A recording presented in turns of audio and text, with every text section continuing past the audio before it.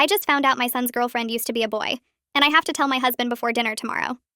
My son's girlfriend Sadie accidentally told me she's transgender while we were chopping vegetables. I used to wrestle with my dad and brother growing up, she said. Your mom let her daughter wrestle? Well, I used to be a boy, so I guess it was different, she giggled. Then her face went white. Tears rolled down immediately. He didn't tell you? No. My son has been dating her 6 months. After 8 years with a cheating ex, he finally found someone who makes him genuinely happy. This beautiful, shy, educated girl who shares his nerdy interests, who took 6 months to feel ready to meet us. I always tell people on the first date, she whispered, so we don't waste time if there's an issue. Does my son know? Of course, he's known since day one. She started to leave. I grabbed her arm. As long as you make my son happy and treat him right, I don't care. And I meant it. You'd never know. She's gorgeous, feminine, soft-spoken. My son has never been this happy. But now I have to tell my husband before dinner tomorrow. My husband is traditional. Not hateful, but traditional. Makes comments about all this gender stuff when watching the news. Nothing cruel, just confused, dismissive. He loves our son fiercely, though. Watched him suffer through that cheating ex. Worried about him being alone forever. Called my son today. He said Sadie is extremely private, just tries to run under the radar. Asked me to tell his dad sensitively because she's terrified we'll reject her. But I know my husband. His first reaction won't be kind. Not from cruelty, but ignorance. He'll say something stupid like, but she's not really a woman, or ask about surgeries. Might tell our other sons who don't know. The irony is, if she hadn't mentioned wrestling, we'd never know. She passes completely. My daughters-in-law immediately accepted her as one of the girls. Even my traditional husband liked her at the BBQ. I have 24 hours to find the right words. To protect this shy girl who whispered thank you when I said I didn't care, like acceptance was a gift instead of basic human decency. Maybe I start with, you know how you said Sadie seems perfect for him? Or just, Sadie is trans. Our son loves her. That's what matters. But this morning, everything changed. My husband came home early from golf. We need to talk about Sadie. My heart stopped. What about her? Jim's son went to college with her. Showed me something. He pulled up his phone, an old news article from 8 years ago. Local teen wins settlement against school district.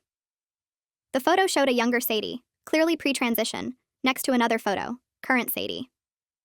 $3 million, my husband said, for discrimination, because they wouldn't let him, her, use the girls' bathroom. So she's been lying to us. About what? Being trans? She told me yesterday. About the money. Our son is dating a millionaire who's pretending to be some shy, struggling graduate student. Maybe she doesn't want people to know. There's more. He scrolled. Jim's son found her Instagram from before she transitioned. Look at this. Photos of Sadie with another man. Recent photos. Kissing. Tagged 3 weeks ago. That's probably old. Look at the date stamp. 3 weeks ago, she was kissing this guy while dating our son. My stomach dropped. Maybe it's not what it looks like. I messaged the guy. He replied. Says they've been together 2 years. Says she told him she was visiting her sick mother this weekend. This can't be right. There's more. The settlement money? Gone. Gambling debts. She's been sued twice for fraud. Changed her name legally 3 times. He showed me court documents, criminal records, a trail of destroyed relationships and financial crimes. This isn't about her being trans, he said. It's about her being a con artist who happens to be trans. Our son would know. Would he? He's desperate for love after his ex. Perfect target. My phone rang. Our son. Mom, Sadie's ex just contacted me. Says she's dangerous. Says she destroyed his life. Took everything. Mom, he sent me proof. Photos of them together last month. She's been playing me. Honey. He says there's more. Says she's done this before. Multiple times. Targets lonely men. Makes them fall in love. Then, the line went dead. I called back. No answer. My husband tried. Straight to voicemail. Then a text from our son's phone. Everything's fine. Sadie and I talked. Don't come to dinner tomorrow. But the typing pattern was wrong. Too formal. Not how he texts. Another message. We're going away for a few days. Need space to figure things out. My husband grabbed his keys. We're going to his apartment. Now. But I knew what we'd find. The ex warned us. She's done this before. I grab my purse and Trent already has his keys. We're in the car before I can think. He backs out fast and I'm dialing Gavin again. Straight to voicemail. I try again. Voicemail. Again. Voicemail. My hands won't stop shaking. Trent's knuckles are white on the steering wheel, and he's driving 15 over the limit. Those text messages keep playing in my head because they're wrong. Gavin doesn't write like that. He uses shortcuts and typos and never capitalizes anything. These messages were formal and perfect. Someone else sent them. We hit every red light and I want to scream. I call again. Voicemail. Trent finally speaks and his voice cracks. He says he's sorry for dismissing my instincts about Sadie at first. He says he let his prejudices cloud his judgment about real danger. I grab his hand because we can't do this now. We need to focus on finding our son alive. He squeezes back and drives faster. The 30-minute drive takes 22 minutes. We pull into Gavin's apartment complex and Trent parks crooked across 2 spaces. We run to the building entrance. I'm fumbling with the spare key Gavin gave me months ago. We get inside and take the stairs because the elevator is too slow. 3rd floor. His door is down the hall. We're almost there when I see it. The door to his unit is open. Not wide open, but ajar. Just a few inches. Ice shoots through my whole body. Trent pushes the door carefully and calls Gavin's name. Nothing. We step inside. The living room is wrong. Not destroyed, but disturbed. Gavin's laptop sits open on the coffee table. His phone is right beside it. Still powered on. The screen lights up with my missed calls. If he left voluntarily, why is his phone here? His keys hang on the hook by the door where he always puts them. His wallet sits on the kitchen counter, but his jacket is gone and it's cold outside. Trent moves through the apartment checking rooms. I stand frozen looking at that phone. Gavin never goes anywhere without his phone. Never. I pick it up and the lock screen shows 17 missed calls from me. 3 from Trent, 2 from a number I don't recognize. I go to his bedroom. Trent is already searching the bathroom. I open Gavin's closet. Clothes are missing. Not many, but some. His overnight bag is gone from the top shelf. I check his desk drawer where he keeps his passport. Empty. I remember he hides a backup credit card in his sock drawer for emergencies. I pull open the drawer and dig through. Gone. This wasn't sudden. Someone packed. But was it Gavin packing to run or Sadie forcing him to pack? I can't tell. Trent comes back and his face is gray. He says nothing in the bathroom suggests violence. No blood, no signs of struggle. But something is very wrong. He goes to the laptop and I follow. It's still unlocked. Trent pulls up the browser history and we both lean in. The searches are from the last hour. How to tell if someone is lying about their past. Signs of financial manipulation in relationships. Can someone take out loans in your name? Several login attempts to Gavin's bank account. Then the last search. Time-stamped 20 minutes before those weird texts. Am I in danger? Just those 4 words. My hands shake so bad I almost drop Gavin's phone. I need to call the police. I dial and the dispatcher answers. She asks what my emergency is. I try to explain about the suspicious texts and the missing items and the warning from the ex. She asks if there are signs of forced entry. I say no. She asks if there's evidence of violence. I say no, but something is wrong. She says without clear evidence of a crime in progress, they have to treat this as a potential voluntary departure. She takes our information. She says an officer will come by to take a report. I can hear in her voice this isn't their top priority. She's being professional but not urgent. I want to scream that my son is in danger, but I have no proof. Just a mother's instinct and weird text messages. She says someone will be there within the hour. I hang up and look at Trent. An hour feels like forever. I remember Hunter, the ex who warned Gavin. I scroll through Gavin's phone and find the number. I call it. He answers on the second ring and asks if we found Gavin. His voice is tight with worry. Real worry. I tell him no and explain what we found. Hunter says Sadie did exactly this to him 2 years ago. The love bombing, the shy act, the gradual financial entanglement, then the disappearance with everything he had. He says she's a professional. She studies her targets. She becomes exactly what they need. Trent takes the phone and puts it on speaker. He asks Hunter about Sadie's pattern. Hunter explains that she isolates victims from family first. That's why she waited 6 months before meeting us. She usually has multiple relationships running at the same time. Different names, different backstories. She's skilled at reading people. The settlement money disappeared into gambling debts within 18 months. Since then, she's been running cons to maintain her lifestyle. Trent asks directly if he thinks Gavin is in physical danger. There's a long pause. Hunter says he doesn't know. Sadie has never been violent that he knows of. But she's also never been caught this close to exposure before. Cornered people do unpredictable things. He gives us contact information for 2 other victims he's connected with through online forums. Both lost substantial money. Both nearly lost their sanity. I write down the numbers with shaking hands. Hunter says to call him anytime. He says he's sorry he didn't find Gavin sooner. The doorbell rings. Trent goes to answer. A police officer stands there with a tablet and a professional expression. She comes inside and looks around. She asks questions and takes notes. She photographs the apartment. She copies the laptop browser history. She explains that Gavin is an adult who appears to have left voluntarily with his belongings. Without evidence of immediate danger, they can't issue an alert or treat this as a kidnapping. She's not unkind, but she's matter of fact. I want to scream. She does agree to do a welfare check if we can provide possible locations. She takes photos of the apartment layout. She documents what's missing. Then I remember something. Gavin gave me access to his location sharing months ago, after his ex's cheating made him want to be more transparent in relationships. I pull out my phone with shaking hands. I open the app. Please don't be turned off. Please. There it is. His location. A blue dot moving on the highway, heading toward the state border. I show the officer immediately. Her demeanor shifts. The professional detachment becomes focused concern. She radios something I don't fully catch. She asks how long the location sharing has been active.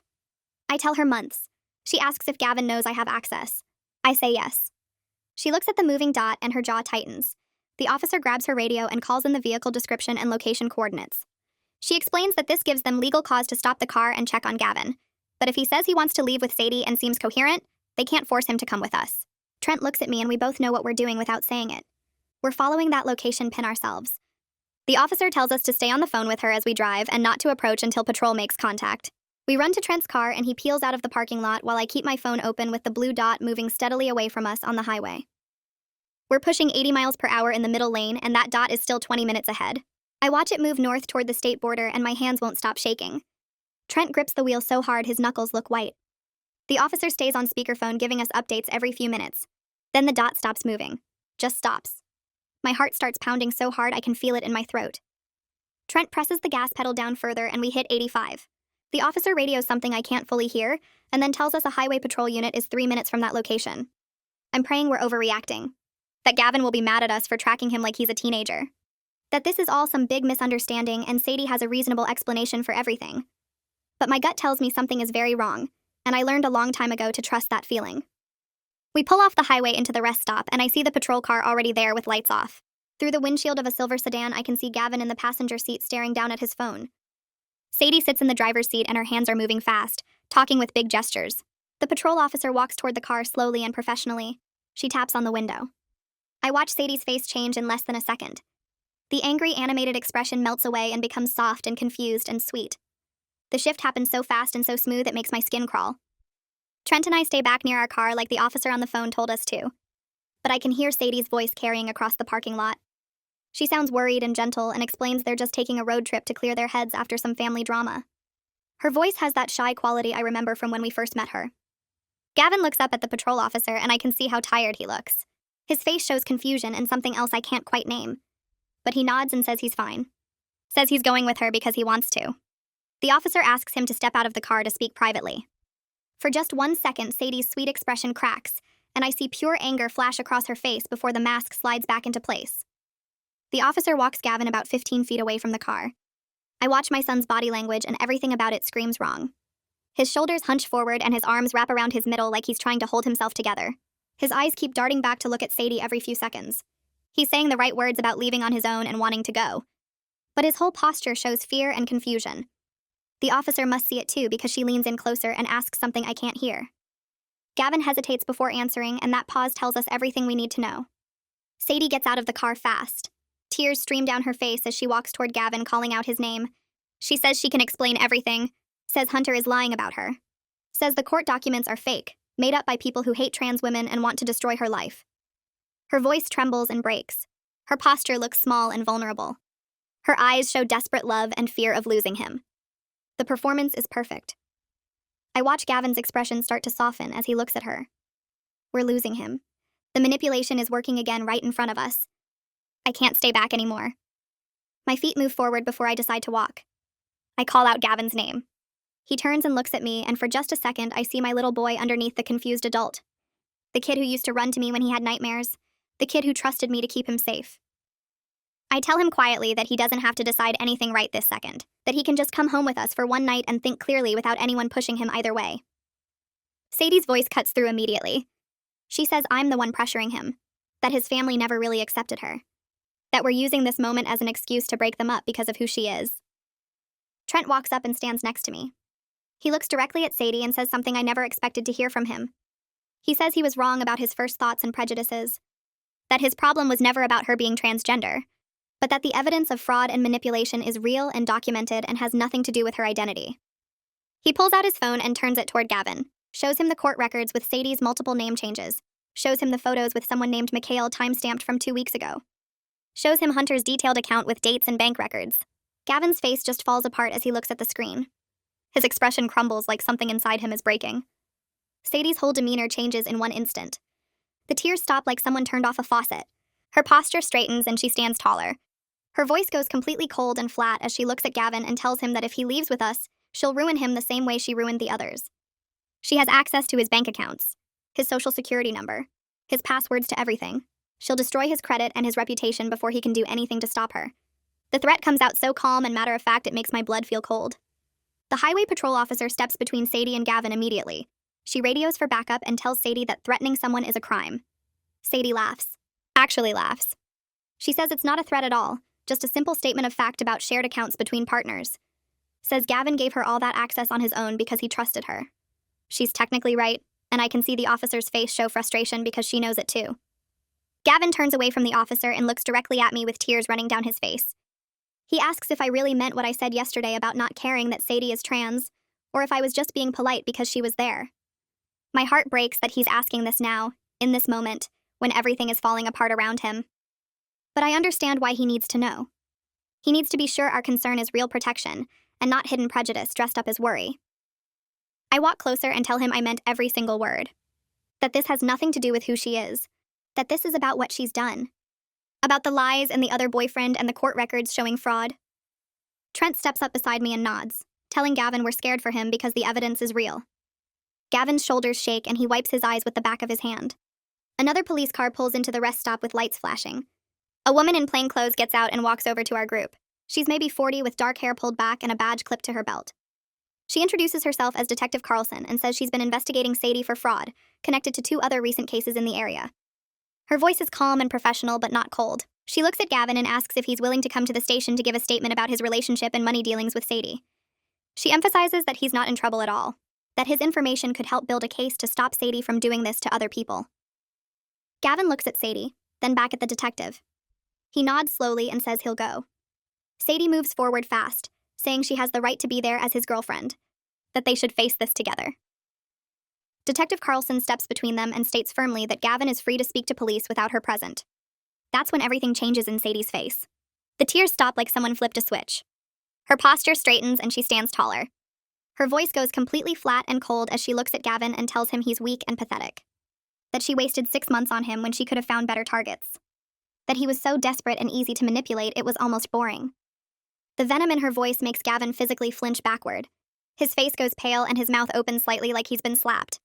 I see the exact moment he truly understands what she is. What she's always been. The highway patrol officer moves closer to Sadie and warns her to stop talking. Detective Carlson tells Gavin he can ride with her to the station. We follow Detective Carlson's car in our own vehicle, pulling out of the rest stop and back onto the highway. Trent drives and I sit in the passenger seat and neither of us speaks because there's nothing to say yet. My hands shake as I pull out my phone and text our other sons. I keep it simple. Tell them Gavin is safe but going through something really hard. Ask them not to call yet but to be ready to support their brother when we know more. Trent reaches over and squeezes my hand without taking his eyes off the road. I realize tears are running down my face. I look over and see tears on Trent's face too. We drive in silence the whole 30 minutes to the police station.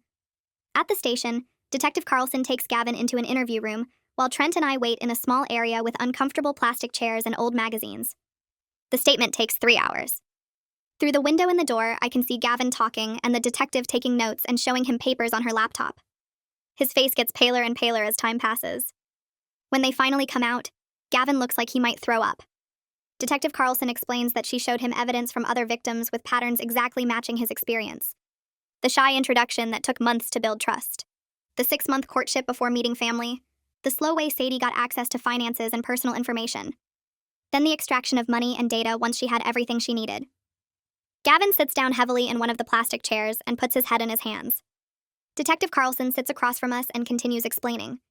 She says Sadie has been operating under at least 4 different identities across 3 states, that the settlement money from her discrimination case 8 years ago was real, but disappeared into online gambling within 2 years. Since then, she's been running romance scams and identity theft and financial fraud to support herself. She targets men through dating apps and LGBTQ support groups where people are ready to be accepting and trusting. The detective looks at Gavin with real sympathy in her eyes and tells him he's not stupid for falling for it. That Sadie is a professional who studies her targets and becomes exactly what they need. We leave the station near midnight with a thick folder of paperwork and instructions to check all of Gavin's financial accounts right away and freeze his credit. Gavin is silent and his eyes look empty as we drive back to his apartment. When we get there, he walks through the rooms like he's seeing them for the first time. He points out the small things he missed before. How Sadie always wanted to handle paying the bills even though they weren't living together. How she talked him out of reaching out to his ex for closure, saying it would hurt their relationship. How she acted uncomfortable at social events with his friends until he stopped inviting her and eventually stopped going himself. Trent and I helped Gavin start going through his accounts on his laptop. The damage is so much worse than we feared. Sadie opened 3 credit cards in his name over the past 2 months. All of them are maxed out for a total of $47,000 in charges. She moved money from his savings account to an account he didn't even know existed, taking $8,000. She took out a personal loan using his information for $15,000. All of it is gone. Gavin makes a sound like a wounded animal when he sees the full numbers on the screen. He starts sobbing that he was so desperate not to be alone again that he ignored every single red flag. That Sadie love bombed him exactly the way all the articles warn about. But he convinced himself it was just her being loving, because he wanted so badly to believe someone could love him that much after his ex destroyed him. I pull my grown son into my arms and hold him while he cries. Trent gets on the phone with a fraud hotline to start the dispute process. We stay at Gavin's apartment that night. Trent takes the couch and I take the guest room. Gavin goes to his bedroom, but I can hear him moving around, not sleeping. Around 3 in the morning, I hear him get up. I find him in the kitchen, standing in the dark, staring at his phone. He shows me old text messages from Sadie. Points out how she perfectly copied his interests and his values, and even his way of writing. Things he thought meant they were soulmates. Things that made him feel understood for the first time. Now he sees they were calculated moves.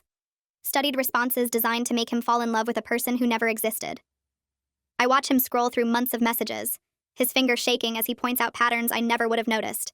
He goes back to bed around 4, but I hear him tossing around, not sleeping. Trent and I stay up the rest of the night going through more of Gavin's accounts, finding 2 more credit cards we didn't know about. The sun comes up and Gavin walks out of his bedroom looking worse than when he went in, his eyes red and swollen. My phone rings at 7:30 and Detective Carlson's name shows up on the screen. She tells me they arrested Sadie at the airport last night trying to board a flight to Miami using a fake ID and someone else's credit card. The card belonged to another victim who filed a report 2 days ago. Sadie is being held on multiple charges, including identity theft, fraud, and breaking probation from a previous case in another state. Detective Carlson says Gavin's statement last night was really important because it helped them see the pattern they needed for prosecution. She thinks more victims will come forward now that Sadie is in custody and the news gets out. I thank her and hang up, then tell Gavin and Trent what she said. Gavin just nods like he expected it, like nothing can surprise him anymore. Over the next few days, we help Gavin pack up his important things and move them back to our house. He can't stand being in the apartment where Sadie played her role so well, where every corner reminds him of something she said or did that he now knows was fake. He calls his boss and asks for leave to deal with the legal and money problems, and his boss agrees right away.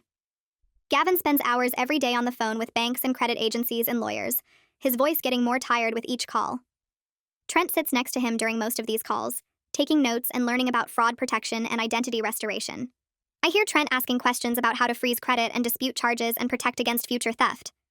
Gavin has to tell his story over and over to different people, and each time I see him get a little more numb to it. Some representatives are kind and helpful, but others act like Gavin should have known better or been more careful. Those calls make Gavin's shoulders slump lower. 4 days after moving home, Gavin gets a message on social media from Hunter asking if they can meet for coffee. Gavin shows me the message and asks what I think, and I tell him it might help to talk to someone who went through the same thing. They meet the next afternoon at a coffee shop near our house, and Gavin is gone for almost 3 hours. When he comes home, his face looks different, not as completely broken as before. He tells me it helped so much to talk to someone who really understands the specific shame of being conned by someone you loved. Hunter told him about a support group for romance scam victims that meets twice a month, and Gavin says he wants to go to the next meeting. I hug him and tell him I'm proud of him for being willing to get help. Detective Carlson calls again a week later with an update that makes my stomach hurt. 5 more victims have come forward with stories almost exactly like Gavin's, and the total money damage across all victims is over $300,000. The detective explains that prosecution will be complicated because Sadie operated across state lines and used multiple identities, but the evidence is really strong. She tells us Gavin will need to testify in court, which I can see scares him badly, but he agrees because he doesn't want Sadie doing this to anyone else. 2 weeks after the rest stop confrontation, Gavin gets a message on social media from someone named Mikhail. Gavin's face goes white when he reads it, and he shows me the phone. Mikhail is apologizing and saying he genuinely believed he was in an exclusive relationship with Sadie and had no idea about Gavin or any others. He says Sadie told him she was visiting her sick mother during the times she was actually with Gavin. They start messaging back and forth, comparing notes about their time with Sadie, and Gavin realizes she kept them on completely opposite schedules. When Mikhail was working nights, Sadie was with Gavin. When Gavin had evening plans, Sadie was with Mikhail. The precision of how she managed multiple full relationships at the same time is scary. Gavin starts going to therapy 3 times a week with a specialist who works with people dealing with emotional manipulation and financial abuse. His therapist helps him understand that his vulnerability after his cheating ex made him a perfect target for someone like Sadie. The therapist explains that Sadie probably studied his dating profile and early conversations to build a persona designed specifically for him, and that recognizing this doesn't mean he's weak. It means he's human and wanted connection. This perspective helps Gavin stop blaming himself quite so badly, though I can tell he still struggles with it. The financial recovery process turns into a nightmare that drags on and on. Gavin has to dispute each fraudulent charge one by one and provide documentation proving he didn't authorize them. Some credit card companies are cooperative and remove the charges quickly, but others suggest he's partially responsible for giving Sadie access to his information. During one particularly bad call where a representative keeps implying Gavin should have been smarter, Trent gets furious and takes the phone from Gavin's hand.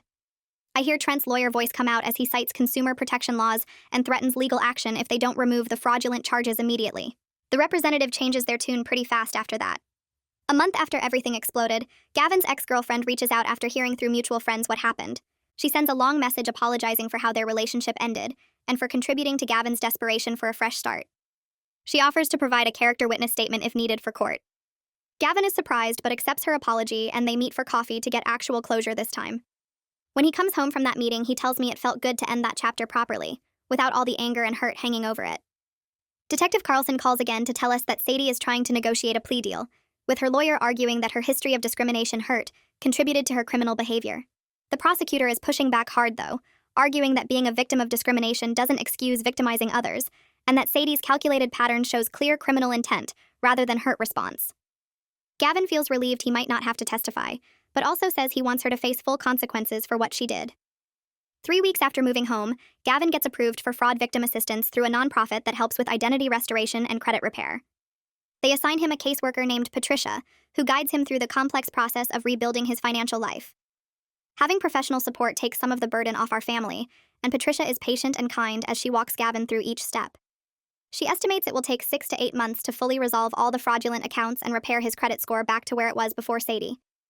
3 months later, moving day arrived and Trent loaded boxes into his truck, while Gavin's brothers carried furniture down 3 flights of stairs from the old apartment.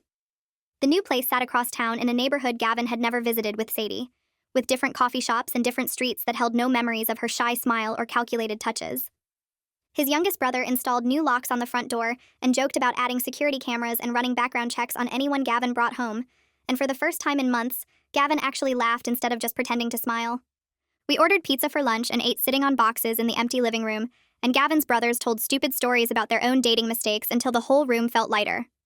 By evening, the basics were unpacked, and Gavin stood in his new bedroom looking out at a completely different view, and I watched him take a deep breath like he was finally able to exhale after holding it for months. The preliminary hearing happened 2 weeks after the move, and Gavin had to testify about the timeline of their relationship and how he gave Sadie access to his bank accounts and personal information. Walking into the courtroom made my stomach twist because I knew seeing Sadie again would hurt him, even though he said he was ready. She sat at the defense table in an orange jumpsuit that made her look small and vulnerable, exactly the image her lawyer wanted the judge to see, and I watched her attorney gesture dramatically while talking about discrimination and trauma. When Gavin took the stand, his voice stayed steady as he described meeting Sadie on the dating app and how she waited 6 months before meeting us because she said she wanted to be sure about the relationship first. The prosecutor asked him specific questions about when he gave her his credit card information and social security number, and Gavin explained each instance calmly, even though I could see his hands shaking slightly. Sadie's lawyer tried to suggest that Gavin willingly shared everything as gifts between partners, but Gavin pointed out the forged signatures on loan applications and credit card accounts he never knew existed. The hardest moment came when Sadie looked directly at him across the courtroom, and instead of the shy girlfriend who used to blush when he complimented her, her eyes held nothing but cold calculation like she was measuring whether he would break under cross-examination. That look reinforced everything we had learned about her. that every soft word and gentle touch had been performance designed to extract maximum value from his desperation for love. After the hearing ended, Detective Carlson pulled us aside in the courthouse hallway and told us that Sadie showed absolutely no regret during her police interviews. The detective said Sadie actually seemed proud of her manipulation skills and even asked the investigators if they wanted tips on catching other con artists, like she was offering professional advice instead of facing criminal charges. Detective Carlson explained that this kind of narcissistic behavior would help the prosecution because it showed clear intent and lack of any possibility for change or rehabilitation. Gavin listened quietly to all of this, nodding occasionally but not saying much, and I could see him processing the information in real time. On the drive home, he finally spoke and said he was mourning the person he thought Sadie was, while accepting the reality of who she actually turned out to be, and that those were two completely different people. The next week, Gavin returned to work after his leave ended, and his boss called him into the office on his first day back. I worried they might fire him or demote him because of all the time off, but his boss surprised us by being incredibly understanding about the whole situation. Several coworkers approached Gavin privately over the next few days to share their own stories about financial fraud or manipulation they had experienced, and Gavin realized these things happen to way more people than anyone talks about openly. One guy in accounting told him about losing $30,000 to a cryptocurrency scam, and a woman in marketing shared how her ex-husband destroyed her credit during their divorce. Hearing these stories helped Gavin feel less isolated in his shame, and he started understanding that sophisticated con artists succeed because they are skilled at what they do, not because their victims are stupid or weak.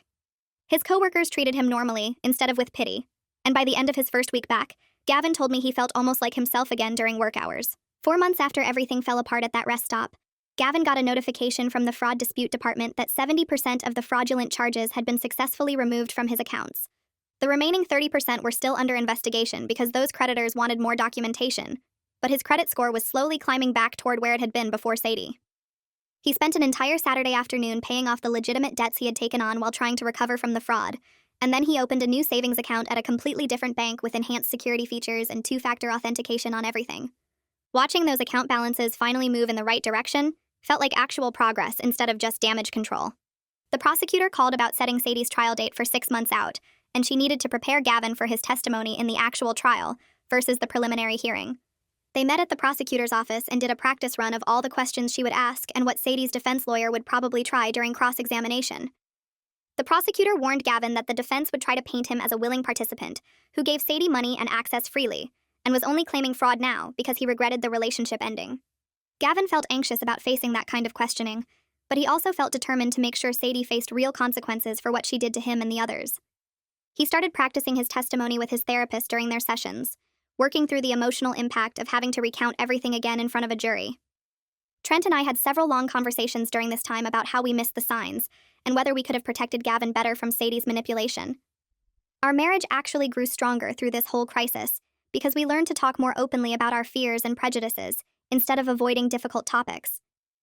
Trent admitted he had been doing a lot of reading about transgender issues because he wanted to educate himself properly and understand the difference between supporting LGBTQ people and recognizing when someone uses their identity as a shield for criminal behavior. He said he felt guilty that his initial discomfort with Sadie being trans had almost made him dismiss the real warning signs of her fraud and manipulation. We talked about how we both needed to trust our instincts more when something felt wrong, regardless of whether calling it out might seem prejudiced or uncomfortable.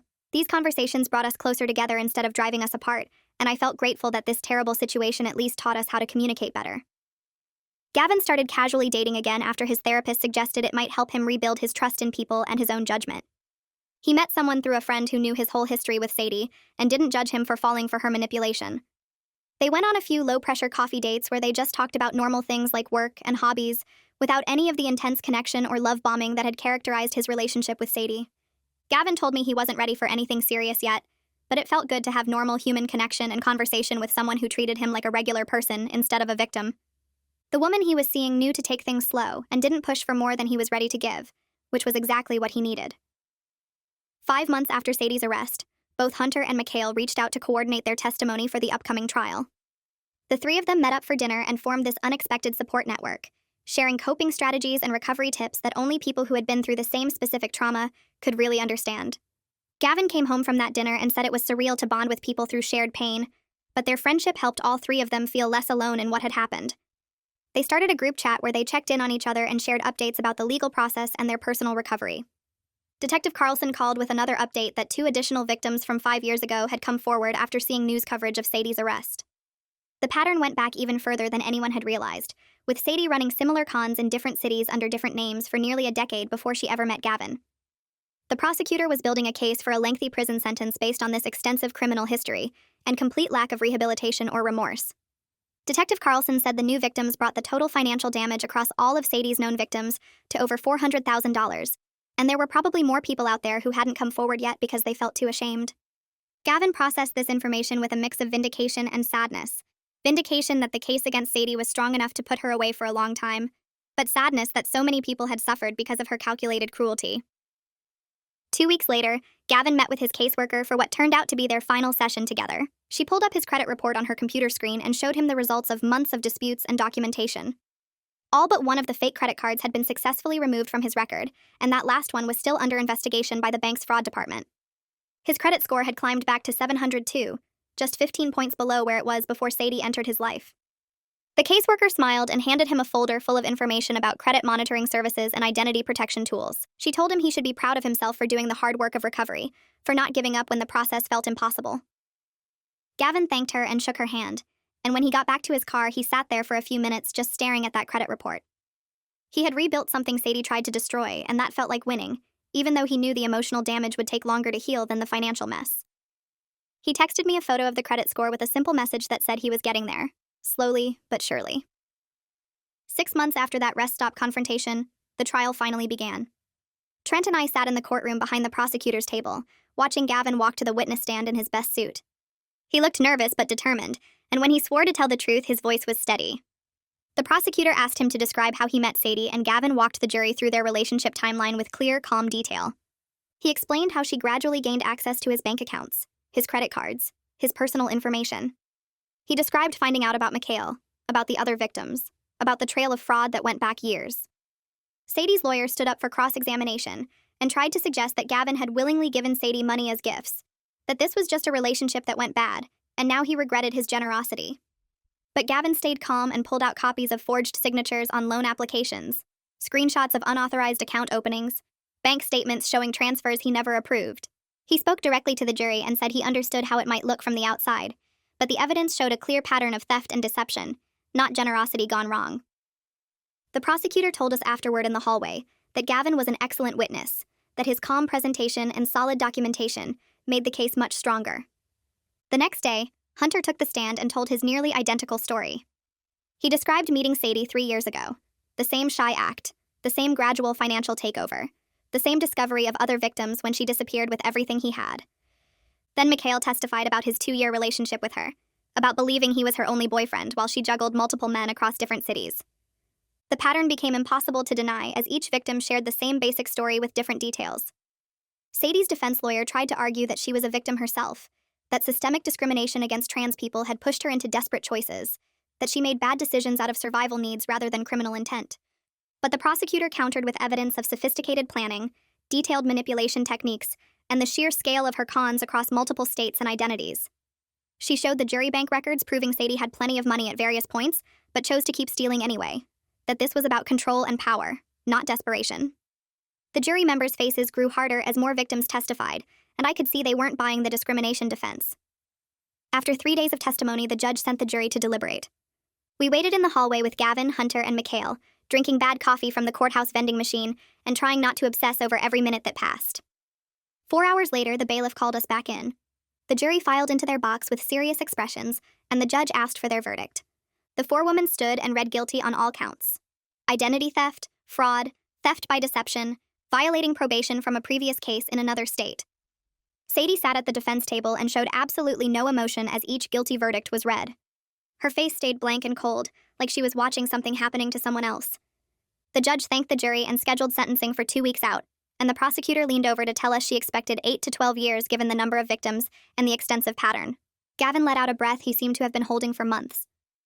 2 weeks later, we were back in that same courtroom for sentencing. The judge said she would hear victim impact statements before deciding on the sentence, and Gavin had decided he wanted to speak. He walked up to the microphone set up in front of the judge's bench and pulled out a piece of paper with notes he'd written. His hands shook a little, but his voice stayed strong. He talked about the psychological damage of having his trust turned into a weapon, about lying awake at night wondering how he missed all the signs, about the financial stress of rebuilding his credit while working full-time and going to therapy. He said Sadie's actions made him question his judgment in every area of his life, made him afraid to trust anyone or believe in genuine connection.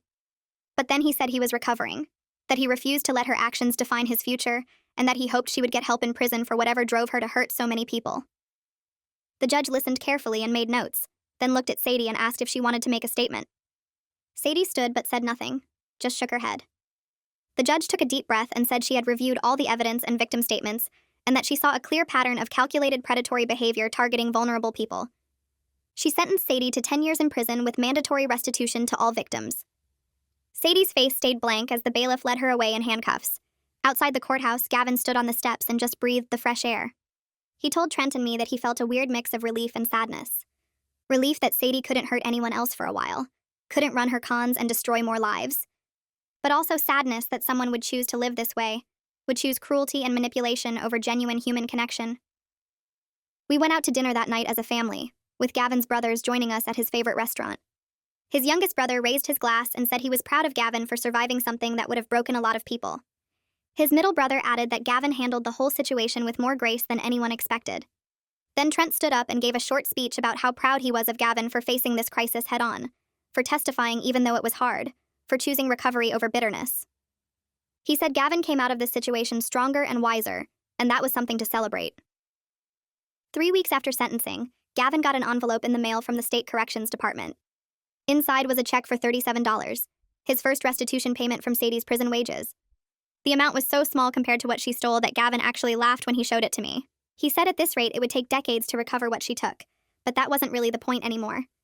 He took that check to a frame shop and had it mounted with the date and a small note that said, "Justice doesn't always look like full restoration, but acknowledgement matters."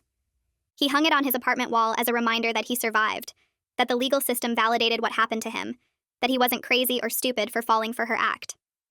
7 months after everything fell apart, Gavin's boss called him into her office. He told me later he was nervous, wondering if something was wrong, but she offered him a promotion to senior analyst with a significant raise. She said she had watched how he handled his personal crisis while maintaining his work performance, how he problem-solved under pressure and stayed professional even when his life was chaos. Those were leadership qualities the company valued, and they wanted to invest in his future there. Gavin accepted the promotion and used part of his first bigger paycheck to take Trent and me out to dinner at a nice steakhouse. He thanked us for supporting him through the worst period of his life, for believing him when he felt crazy, for helping him rebuild when everything felt broken. He seemed genuinely happy for the first time since we met Sadie, lighter somehow, like he had finally set down a weight he'd been carrying. His therapy continued twice a month, and his therapist suggested he might benefit from connecting with other survivors of emotional abuse. Gavin found a men's support group that met every other week at a community center, and he started attending their meetings. At first, he just listened to other guys share their stories of manipulation and recovery, but after a few months, he started talking about his own experience. The group leader eventually asked if he would be willing to mentor newly recovering members, guys who were just starting to process what happened to them. Gavin said yes and found real purpose in helping others recognize the manipulation tactics Sadie had used on him, in showing them that recovery was possible, that they could rebuild their self-trust. His therapist told him that helping others was often part of healing from being victimized, and Gavin said it felt good to turn his painful experience into something that might prevent someone else's suffering. The woman Gavin had been casually dating for a few months became more serious around this time. They had been taking things slow, just coffee dates and movies, nothing intense or overwhelming. But she started staying over more often, meeting his friends, becoming part of his regular life. After 3 months of this gradual progression, Gavin asked if he could bring her to our family dinner. Her name was Rachel, and she worked as a teacher at an elementary school. She had her own apartment, her own friend group, her own hobbies and interests that had nothing to do with Gavin. When she talked about her day or her students, she wasn't performing or mirroring, she was just being herself. Trent and I liked her immediately, but more importantly, we could see that Gavin was relaxed and genuine around her. He wasn't trying to be perfect or walking on eggshells. He was just himself, laughing at her jokes, teasing her about her terrible cooking, disagreeing with her about movies without fear. There was none of that intense connection or instant soulmate feeling that characterized his relationship with Sadie. This was slower, steadier, built on actually getting to know each other instead of manufactured perfection. After Rachel left that night, Trent and I sat in the kitchen and talked about how different this felt, how healthy and normal. Gavin was building something real this time, and we could finally stop holding our breath waiting for the next disaster. A year after that rest stop confrontation, Gavin sat across from me at our kitchen table and told me how different everything felt now. His credit score had climbed back to where it was before Sadie, every fraudulent account successfully disputed and removed from his record. He had been dating Rachel for 8 months at that point, taking things slow and steady, and she knew his full history with Sadie without judging him for it. Work was going well too, with his recent promotion giving him confidence he had lost during those 6 months of manipulation. His therapy sessions continued twice a month, and he attended his men's support group regularly, mentoring newer members who were just starting to process their own experiences with emotional abuse. He said something that stuck with me, that while he would never choose to go through what happened with Sadie, the experience taught him to recognize manipulation tactics and value himself properly. The pain had been real and terrible, but it made him stronger and more aware of red flags in relationships. He could trust his own judgment again, which felt like the biggest victory of all. Detective Carlson called Gavin on a Tuesday afternoon in late spring. She told him that his testimony during the trial had been crucial in convicting Sadie, but it had also opened up investigations in 2 other states where she had operated under different names.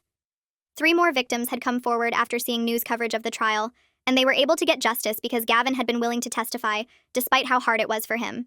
The detective thanked him for his courage and explained that his willingness to speak up had likely prevented future victims by helping put Sadie away for 10 years. She mentioned that one of the new victims had lost over $60,000 and had been contemplating suicide before seeing that someone else had successfully prosecuted Sadie. Gavin told me about the call that evening, and I could see how much it meant to him that his painful experience had helped protect other people from going through the same thing. 18 months after Gavin and Rachel started dating, he called to ask if he could bring her over for dinner on Sunday. When they arrived, Rachel was wearing a ring on her left hand, and Gavin was grinning wider than I had seen in years. They had gotten engaged the night before at the restaurant where they had their first date, and Rachel said yes immediately because she knew Gavin inside and out by then, including all the messy parts from his past. She told us she loved him not despite his vulnerability with the Sadie situation, but because of his strength in recovering from it, and that seeing how he rebuilt himself made her respect him even more. Trent shook Gavin's hand and pulled him into a hug, and I hugged Rachel and welcomed her officially into our family. The engagement felt earned and real, built on a foundation of genuine compatibility and honest communication, instead of the manufactured intensity that characterized Gavin's relationship with Sadie. They planned to have a long engagement, maybe a year or so, to continue building their partnership without rushing into marriage. The engagement party happened 6 weeks later in our backyard with all of Gavin's brothers, their wives, close friends, and surprisingly, Hunter and Mikhail. The 3 men had formed an unexpected friendship through their shared experience with Sadie, supporting each other through the recovery process and occasionally meeting up for coffee or beer. Gavin's oldest brother gave a speech about watching his little brother go through hell and come out stronger, about how proud he was of Gavin's resilience and growth. His middle brother talked about how Gavin had always been the sensitive one in the family, and how that sensitivity became a strength when he used it to help other victims through his support group work. Hunter stood up without planning to, and said a few words about how Gavin's courage in testifying had inspired him to finally move forward with his own life, instead of staying stuck in anger about what Sadie did to him. Mikhail added that knowing Gavin and Hunter had helped him forgive himself for falling for Sadie's manipulation. Then Trent gave a toast that made everyone cry, talking about how proud he was of the man Gavin had become through adversity, how Gavin had taught him that strength meant asking for help and being vulnerable instead of pretending everything was fine. The celebration felt joyful and earned, with Gavin surrounded by people who genuinely cared about him and understood what he had survived. That night after the party, Trent and I sat on our back porch and talked about how the crisis with Sadie had changed our family in unexpected ways. Trent admitted he was more open now and less quick to judge, having learned that his traditional views had almost prevented him from seeing the real danger Sadie posed because he was too focused on her being transgender. He said the experience taught him to separate his personal discomfort with things he did not understand from actual threats to people he loved. I told him I had learned to trust my instincts more strongly and speak up even when it felt uncomfortable, remembering how I almost dismissed the weird feeling I got from those text messages from Gavin's phone. Our marriage felt stronger because we had faced this crisis as a united team, making decisions together and supporting each other through the fear and uncertainty. Our relationship with all our sons had deepened too, with more honest communication about vulnerability and the importance of asking for help when something felt wrong. Gavin's brothers checked in with him regularly now, and they all seemed closer than before, bonded by the shared experience of almost losing him to Sadie's manipulation. 6 months after the engagement party, Gavin completed his work with the fraud recovery nonprofit that had helped him rebuild his credit and financial life. The caseworker asked if he would be willing to write a testimonial about his experience that they could use to help other victims understand the recovery process was possible. Gavin spent a weekend writing a detailed account of his journey from the initial fraud discovery through the legal process and eventual financial restoration, and the nonprofit published it on their website as a resource for new clients. The response was overwhelming, with dozens of victims reaching out to thank him for sharing his story and giving them hope. The nonprofit then asked if he would speak at a workshop they were hosting about recognizing romance scams, and Gavin agreed despite his nervousness about public speaking. He stood in front of 30 people and talked about the manipulation tactics Sadie had used, the red flags he had ignored because he was desperate for connection, and the steps he took to recover both financially and emotionally. Several attendees came up afterward to thank him, and one man said Gavin's presentation had helped him recognize that he was currently in a similar situation with someone he was dating. Turning his painful experience into prevention work gave Gavin a sense of purpose and closure he had not expected to find. 2 years after I met Sadie while chopping vegetables in my kitchen, Gavin got married to Rachel in a beautiful outdoor ceremony at a vineyard about an hour from our house. The weather was perfect, sunny but not too hot, and Rachel looked stunning in a simple dress that suited her personality. All of Gavin's brothers stood up as groomsmen, and Rachel's sister and 2 best friends were bridesmaids, and the ceremony felt intimate and genuine with about 80 guests total. During his vows, Gavin talked about choosing love with open eyes and a grateful heart, about how Rachel had shown him what real partnership looked like through patience and honesty. He said he was grateful for his past because it taught him to recognize and appreciate the real thing when he found it, and that he promised to build a life with Rachel based on trust and genuine connection. I watched my son's face during those vows and saw that he had truly healed, that the joy and peace in his expression was authentic and earned through hard work and recovery. Rachel's vows were equally beautiful, talking about how she admired Gavin's strength and vulnerability, and how she felt lucky to build a future with someone who understood the value of honest communication and mutual support. At the wedding reception, after the first dance and the toasts and the cake cutting, Gavin pulled Trent and me aside to a quiet corner of the venue. He told us he needed to say something he had been thinking about for months, that he wanted us to know how much it meant that we believed him when he was in danger with Sadie. He said that having family who loved him without conditions gave him the foundation to rebuild his life and learn to trust again, and that he did not think he could have recovered without our support through the worst parts of the legal process and financial recovery. Trent's eyes filled with tears, and he told Gavin that being his father was the greatest privilege of his life, and that watching him survive and grow stronger had taught Trent more about courage than anything else ever had. I hugged my son and told him I was so proud of the man he had become, not just despite the trauma with Sadie, but because of how he chose to respond to it by helping others and building something real with Rachel. We stood there crying happy tears together, the 3 of us, knowing that while the experience with Sadie had been devastating, our family had come through it stronger and closer and more honest with each other than ever before.